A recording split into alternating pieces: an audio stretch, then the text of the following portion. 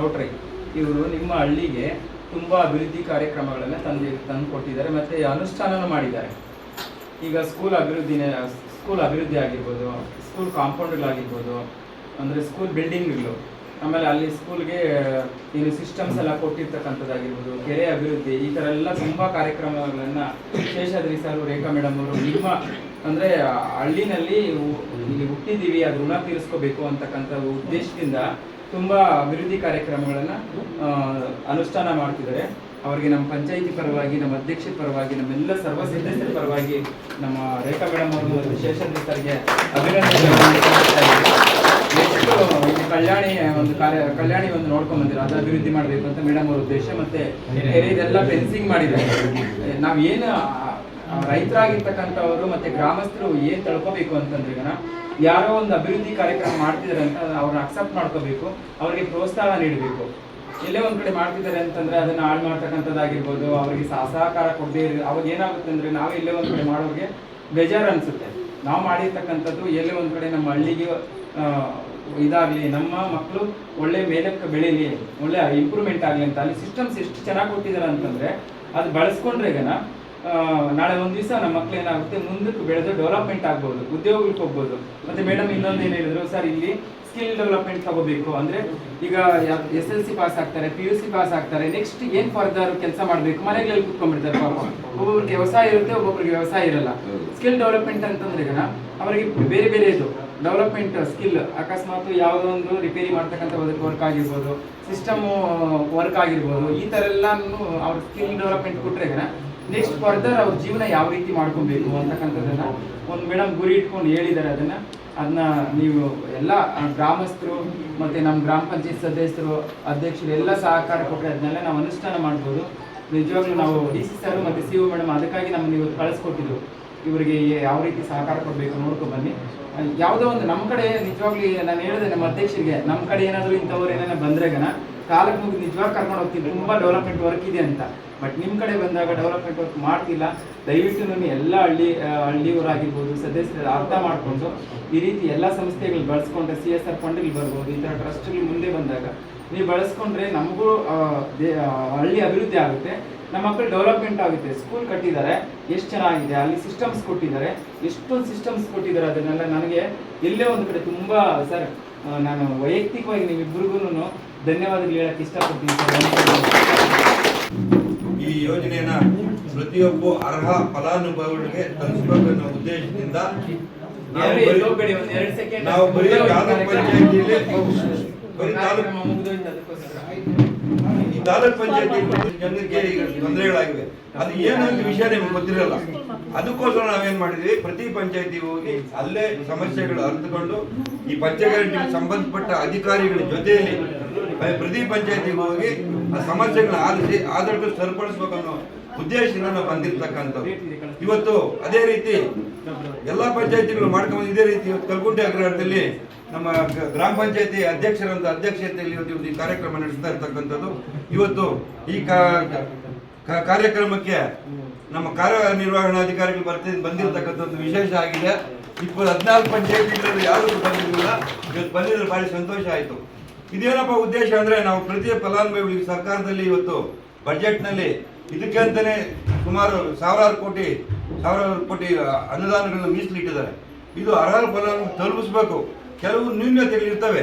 ಈಗ ಈ ಕಾರಣದ ಪ್ರಾಬ್ಲಮ್ ಏನಾಗಿದೆ, ಮನೆಯಲ್ಲಿ ಕುಟುಂಬದವರು ಇರ್ತಾರೆ, ಮಗನ ಯಾರೋ ಒಬ್ಬನ ಕೆಲಸಕ್ಕೆ ಹೋಗ್ತಾ ಇರ್ತಾನೆ, ಅಥವಾ ಯಾರೋ ಒಬ್ರು ವ್ಯಾಪಾರ ಮಾಡ್ತಾ ಇರ್ತೀರಿ.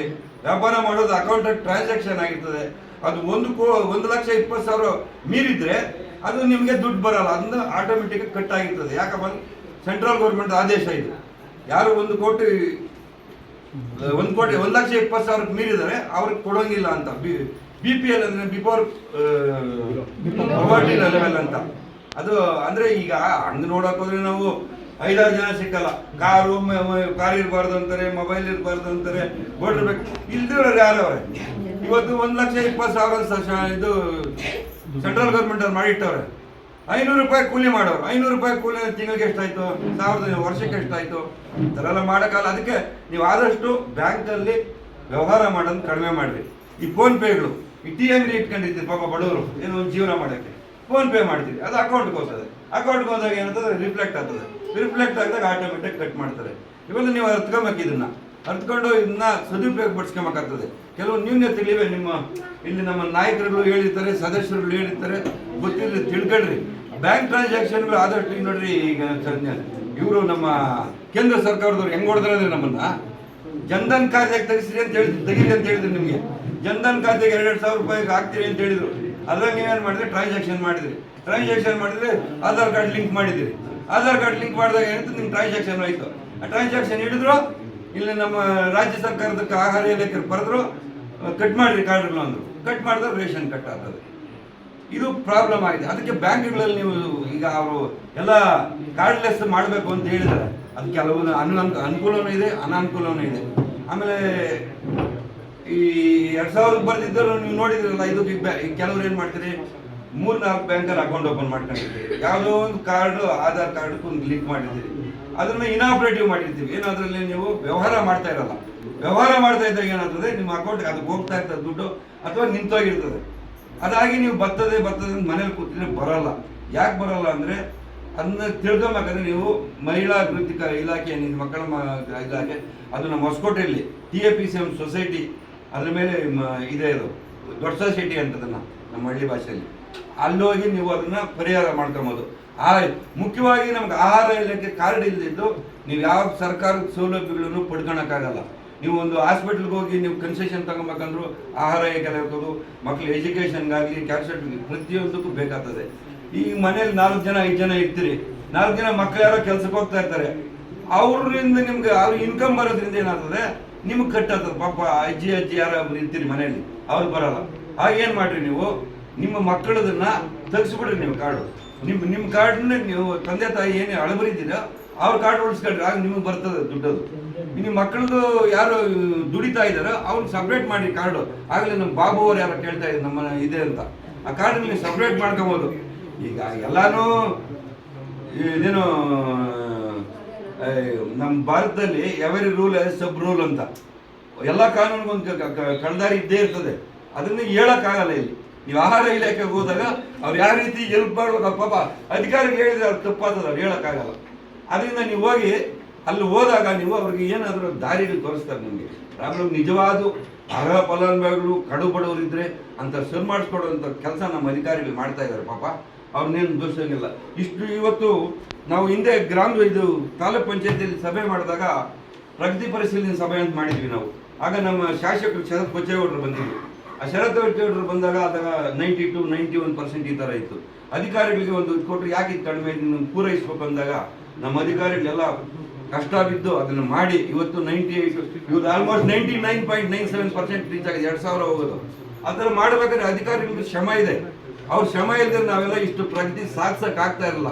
ಅವ್ರಿಗೂ ಇವತ್ತು ನಾವು ಧನ್ಯವಾದ ಹೇಳ್ಬೇಕಾಗ್ತದೆ. ಇವತ್ತು ನೀವು ಏನೇ ನ್ಯೂನ್ಯತೆಗಳಿದ್ರು ನೀವು ನೇರವಾಗಿ ಆಫೀಸ್ಗಳು ಹೋಗೋಕ್ಕಾಗದ್ರೆ ಹೋಗ್ರಿ. ಆಗಿಲ್ಲ ಅಂದ ಪಕ್ಷದಲ್ಲಿ ಇಲ್ಲಿ ನಮ್ಮ ಪಂಚಾಯತಿಯಲ್ಲಿ PDO ಆಫೀಸ್ ಇರ್ತಾರೆ, ಇವರು PDO ಅಧಿಕಾರಿಗಳು ಇರ್ತಾರೆ. ಅವ್ರಿಗೆ ನೀವು ಅಲ್ಲಿ ಅರ್ಜಿಗಳು ಕೊಡ್ರಿ. ಅರ್ಜಿಗಳು ಅವ್ರೇನು ಮಾಡ್ತಾರೆ, ನಮ್ಮ ತಾಲೂಕ್ ಪಂಚಾಯತಿ ಆಫೀಸ್ ತಲುಪಿಸ್ತಾರೆ. ಅಲ್ಲಿಂದ ನಾವು ಅಧಿಕಾರಿಗಳಿಗೆ ಅದನ್ನೇನು ತಲುಪಿಸಿ ಅದನ್ನ ಸಮಸ್ಯೆಯನ್ನು ಬಗೆಹರಿಸುವಂಥದ್ದು ನಾವು ಮಾಡ್ತೀವಿ. ಅದಕ್ಕೋಸ್ಕರ ನೀವು ಇವತ್ತೆಲ್ಲ ಬಂದಿರೋದು, ಇದನ್ನೆಲ್ಲ ಅರ್ಥಕೊಂಡು ನೀವೆಲ್ಲ ಮುಂದೆ ಮಾಡ್ತೀನಿ ಅಂತೇಳಿ ಇವತ್ತು ಈ ಸಭೆಯನ್ನು ಆಯೋಜಿಸಿದ್ದ ನಮ್ಮ ಅಧ್ಯಕ್ಷರಿಗೂ ಹಾಗೂ ಗ್ರಾಮ ಪಂಚಾಯತಿ ಸದಸ್ಯರುಗಳಿಗೂ ಹಾಗೂ ನಮ್ಮ ಗ್ರಾಮ ಇಲಾಖೆ ಅಧಿಕಾರಿಗಳಿಗೂ ಆಮೇಲೆ ನಿಮ್ಮ ಫಲಾನುಭವಿಗಳಿಗೂ ಮಾಧ್ಯಮ ಮಿತ್ರರಿಗೆಲ್ಲ ಧನ್ಯವಾದ ಹೇಳಿ ಎಡಮಾತು ಜೈ ಕರ್ನಾಟಕ.